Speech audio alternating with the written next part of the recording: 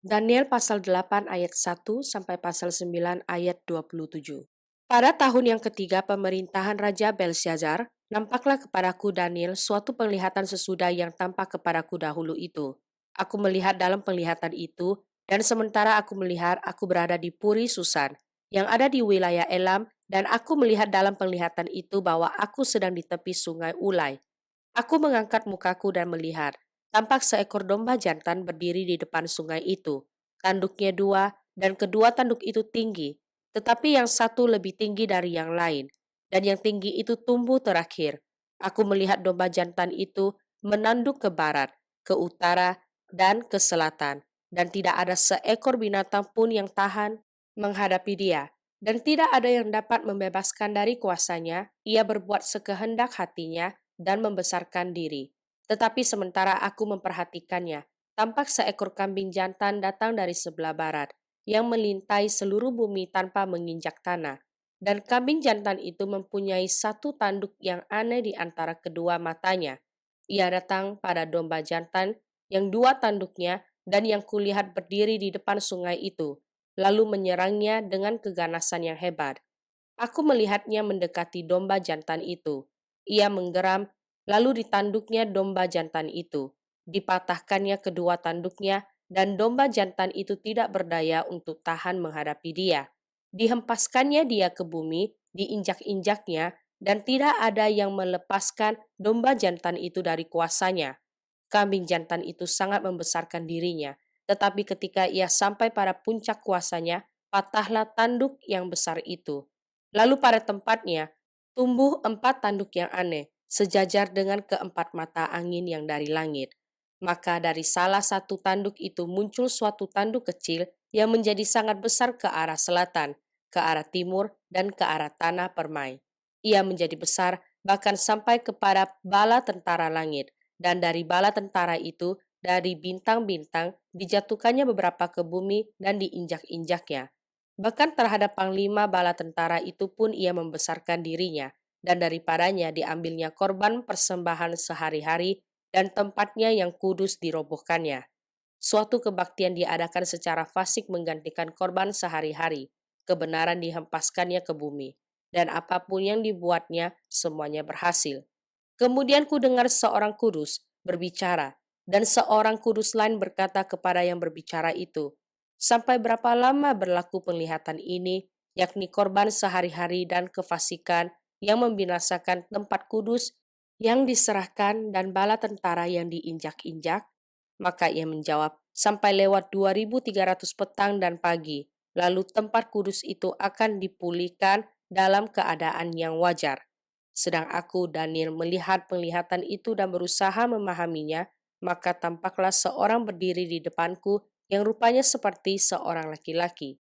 Dan aku mendengar dari tengah sungai Ulai itu suara manusia yang berseru, Gabriel, buatlah orang ini memahami penglihatan itu. Lalu datanglah ia ke tempat aku berdiri, dan ketika ia datang terkejutlah aku dan jatuh tertelungkup. Lalu ia berkata kepadaku, pahamilah anak manusia bahwa penglihatan itu mengenai akhir masa. Sementara ia berbicara dengan aku, jatuh pingsanlah aku tertelungkup ke tanah. Tetapi ia menyentuh aku dan membuat aku berdiri kembali. Lalu berkatalah ia, kuberitahukan kepadamu apa yang akan terjadi pada akhir murka ini, sebab hal itu mengenai akhir zaman. Domba jantan yang kau lihat itu, dengan kedua tanduknya ialah raja-raja orang Media dan Persia. Dan kambing jantan yang berbulu kesat itu ialah raja negeri Yunani, dan tanduk besar yang di antara kedua matanya itu ialah raja yang pertama. Dan bawah tanduk itu patah dan pada tempatnya itu muncul empat buah. Berarti empat kerajaan akan muncul dari bangsa itu, tetapi tidak sekuat yang terdahulu. Dan pada akhir kerajaan mereka, apabila orang-orang fasik telah penuh kejahatannya, maka akan muncul seorang raja dengan muka yang garang dan yang pandai menipu. Kekuatannya akan menjadi hebat, tetapi tidak sekuat yang terdahulu, dan ia akan mendatangkan kebinasaan yang mengerikan. Dan apa yang dilakukannya akan berhasil, orang-orang berkuasa akan dibinasakannya, juga umat orang kudus. Dan oleh karena akalnya, penipuan yang dilakukannya akan berhasil, ia akan membesarkan dirinya dalam hatinya, dan dengan tak disangka-sangka, banyak orang akan dibinasakannya. juga ia akan bangkit melawan raja segala raja, tetapi tanpa perbuatan tangan manusia ia akan dihancurkan. Adapun penglihatan tentang petang dan pagi itu, apa yang dikatakan tentang itu adalah benar, tetapi engkau sembunyikanlah penglihatan itu sebab hal itu mengenai masa depan yang masih jauh. Maka aku, Daniel, lelah dan jatuh sakit beberapa hari lamanya. Kemudian bangunlah aku dan melakukan pula urusan raja, dan aku tercengang-cengang tentang penglihatan itu, tetapi tidak memahaminya. Pada tahun pertama pemerintahan Darius anak Ahashiweros dari keturunan orang Media yang telah menjadi raja atas kerajaan orang Kasdim.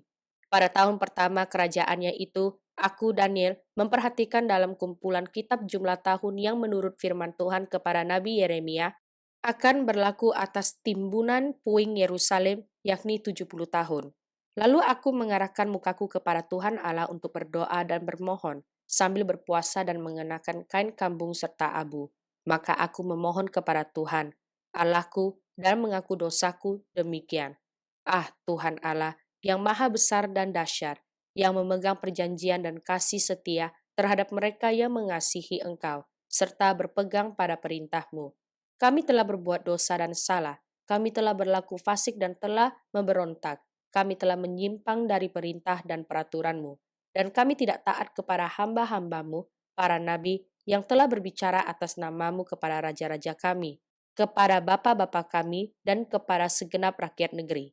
Ya Tuhan, Engkaulah yang benar, tetapi patutlah kami malu seperti pada hari ini. Kami orang-orang Yehuda, penduduk kota Yerusalem dan segenap orang Israel, mereka yang dekat dan mereka yang jauh, di segala negeri kemana Engkau telah membuang mereka oleh karena mereka berlaku murtad terhadap Engkau.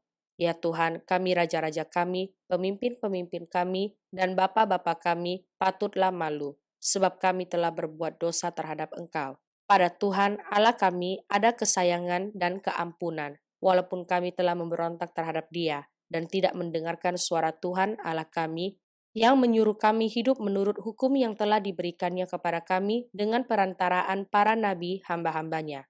Segenap orang Israel telah melanggar hukum-Mu dan menyimpang karena tidak mendengarkan suara-Mu. Sebab itu telah dicurahkan ke atas kami kutuk dan sumpah yang tertulis dalam kitab Taurat Musa, hamba Allah itu, sebab kami telah berbuat dosa terhadap Dia. Dan telah ditetapkannya firman-Nya yang diucapkannya terhadap kami dan terhadap orang-orang yang telah memerintah kami, yakni bahwa akan didatangkannya kepada kami malapetaka yang besar yang belum pernah terjadi di bawah semesta langit seperti di Yerusalem, seperti yang tertulis dalam kitab Taurat Musa. Segala malapetaka ini telah menimpa kami, dan kami tidak memohon belas kasihan Tuhan Allah kami dengan berbalik dari segala kesalahan kami dan memperhatikan kebenaran yang daripadamu. Sebab itu Tuhan bersiap dengan malapetaka itu dan mendatangkannya kepada kami, karena Tuhan Allah kami adalah adil dalam segala perbuatan yang dilakukannya, tetapi kami tidak mendengarkan suaranya. Oleh sebab itu, ya Tuhan Allah kami, yang telah membawa umat-Mu keluar dari tanah Mesir dengan tangan yang kuat dan memasyurkan nama-Mu, seperti pada hari ini, kami telah berbuat dosa, kami telah berlaku fasik. Ya Tuhan, sesuai dengan belas kasihan-Mu, biarlah kiranya murka dan amarah-Mu berlalu dari Yerusalem, kotamu, gunung-Mu yang kudus, sebab oleh karena dosa kami dan oleh karena kesalahan nenek moyang kami, maka Yerusalem dan umat-Mu telah menjadi celah bagi semua orang yang di sekeliling kami. Oleh sebab itu, dengarkanlah ya Allah kami, doa hamba-Mu ini dan permohonannya, dan sinarilah tempat kudus-Mu yang telah musnah ini dengan wajah-Mu demi Tuhan sendiri. Ya Allahku, arahkanlah telinga-Mu dan dengarlah, bukalah matamu dan lihatlah kebinasaan kami dan kota yang disebut dengan nama-Mu. Sebab kami menyampaikan doa permohonan kami ke hadapan-Mu bukan berdasarkan jasa-jasa kami, tetapi berdasarkan kasih sayang-Mu yang berlimpah-limpah. Ya Tuhan, dengarlah. Ya Tuhan, ampunilah. Ya Tuhan, perhatikanlah dan bertindaklah dengan tidak bertangguh, oleh karena Engkau sendiri, Allahku, sebab kotamu dan umatmu disebut dengan namamu. Sementara aku berbicara dan berdoa dan mengaku dosaku dan dosa bangsaku, bangsa Israel, dan menyampaikan ke hadapan Tuhan Allahku permohonanku bagi gunung kudus Allahku. Sementara aku berbicara dalam doa, terbanglah dengan cepat ke arahku Gabriel, dia yang telah kulihat dalam penglihatan, yang dahulu itu pada waktu persembahan korban petang hari. Lalu ia mengajari aku dan berbicara dengan aku. Daniel, sekarang aku datang untuk memberi akal budi kepadamu untuk mengerti. Ketika engkau mulai menyampaikan permohonan, keluarlah suatu firman, maka aku datang untuk memberitahukannya kepadamu. Sebab engkau sangat dikasihi, jadi camkanlah firman itu dan perhatikanlah penglihatan itu. 70 kali 7 masa telah ditetapkan atas bangsamu dan atas kotamu yang kudus, untuk melenyapkan kefasikan, untuk mengakhiri dosa, untuk menghapuskan kesalahan, untuk mendatangkan keadilan yang kekal, untuk menggenapkan penglihatan dan nabi, dan untuk mengurapi yang maha kudus. Maka ketahuilah dan pahamilah dari saat firman itu keluar, yakni bahwa Yerusalem akan dipulihkan dan dibangun kembali sampai pada kedatangan seorang yang diurapi, seorang raja. Ada 7 kali 7 masa dan 62 kali 7 masa lamanya kota itu akan dibangun kembali dengan tanah lapang dan paritnya, tetapi di tengah-tengah kesulitan. Sesudah ke-62 kali 7 masa itu akan disingkirkan seorang yang telah diurapi, padahal tidak ada salahnya apa-apa. Maka datanglah rakyat seorang raja memusnahkan kota dan tempat kudus itu. Tetapi raja itu akan menemui ajalnya dalam air bah, dan sampai pada akhir zaman akan ada peperangan dan pemusnahan seperti yang telah ditetapkan. Raja itu akan membuat perjanjian itu menjadi berat bagi banyak orang selama 1 kali 7 masa. Pada pertengahan 7 masa itu ia akan menghentikan korban sembelihan dan korban santapan, dan di atas sayap kekejian akan datang yang membinasakan, sampai pemusnahan yang telah ditetapkan menimpa yang akan membinasakan itu. Mazmur pasal 139 ayat 13 sampai ayat 18. Sebab engkaulah yang membentuk buah pinggangku, menenun aku dalam kandungan ibuku. Aku bersyukur kepadamu oleh karena kejadianku dahsyat dan ajaib, ajaib apa yang kau buat, dan jiwaku benar-benar menyadarinya. Tulang-tulangku tidak terlindung bagimu ketika aku dijadikan di tempat yang tersembunyi, dan aku direkam di bagian-bagian bumi yang paling bawah. Matamu melihat selagi aku bakal anak, dan dalam kitabmu semuanya tertulis hari-hari yang akan dibentuk sebelum ada satu pun daripadanya. Dan bagiku, betapa sulitnya pikiranmu ya Allah, betapa besar jumlahnya. Jika aku mau menghitungnya, itu lebih banyak daripada pasir. Apabila aku berhenti, masih saja aku bersama-sama engkau. Amsal pasal 30 ayat 3 sampai ayat 4. Juga tidak kupelajari hikmat, sehingga tidak dapat kukenal yang maha kudus. Siapakah yang naik ke sorga lalu turun? Siapakah yang telah mengumpulkan angin dalam genggamnya? Siapakah yang telah membungkus air dengan kain? Siapakah yang telah menetapkan segala ujung bumi? Siapa namanya dan siapa nama anaknya?